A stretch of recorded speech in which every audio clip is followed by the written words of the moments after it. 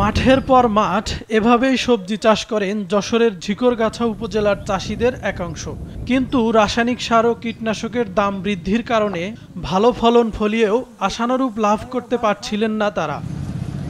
এমন পরিস্থিতিতে চাষ খরচ কমাতে উপজেলার ৫০০ জন চাষিকে ২৫টি দলে ভাগ করে সকল প্রকার রাসায়নিক সারের পরিবর্তে সহজলভ্য ও তুলনামূলক কম দামে জৈব সার দিয়ে বাঁধাকপি, ফুলকপি, পটল, শসা, টমেটো সহ অন্যান্য ফসল চাষের উপর প্রশিক্ষণ দেয় স্থানীয় কৃষি বিভাগ।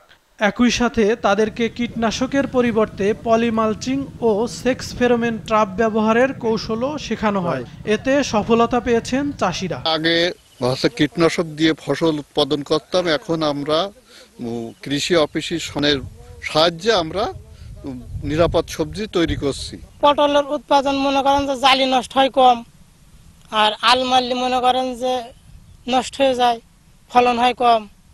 আর আলনা মারলে মনে করেন যে ফলন বেশি হয়। চাষ করলে আপনার পোকা দিকতে ভালো, পাখি ঝুঁকি বসতে পারবে না, বাগুন খাবে না। চাষিদের বিনামূল্যে মালচিং পেপার সহ নানা উপকরণ বিতরণ ও নিয়মিত সহযোগিতা করছেন কৃষি কর্মকর্তারা।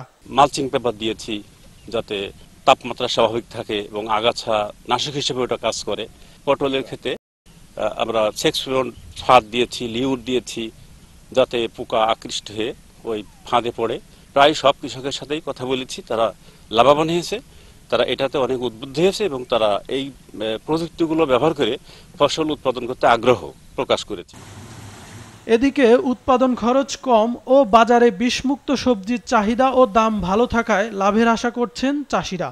রাসায়নিক সারে আমার ৩ থেকে ৩,৫০০ টাকা খরচ হয় টমেটোয়। আর আপনার আমি এই যে জৈব সার দিয়ে জৈব সার ব্যবহার করছি, এতে আপনার আমার খরচ হয়েছে ১২০০ টাকা। উৎপাদন আমাদের অন্যান্য পলিমার্সিন বাদে অন্য যে আবার তার থেকে দ্বিগুণ, প্রায় খরচে অর্ধেক। এ পদ্ধতিতে সবজি উৎপাদন করলে চাষিরা সব দিক থেকে লাভবান হবে বলছে কৃষি বিভাগ। কি করে নিরাপদ সবজি উৎপাদন করা যায় সেই প্রযুক্তিগুলো কিন্তু আমরা কৃষকের মাঠে করেছি এবং আশা করছি ফলন অন্যান্য তুলনায় অন্যান্য কৃষকদের যে ফলনটা হবে তার চেয়ে ফলন অনেক গুণ বাড়বে। পাশাপাশি এটা নিরাপদ হবে, আমাদের উৎপাদন খরচ কমে যাবে এবং এটা পরিবেশ বান্ধব হবে।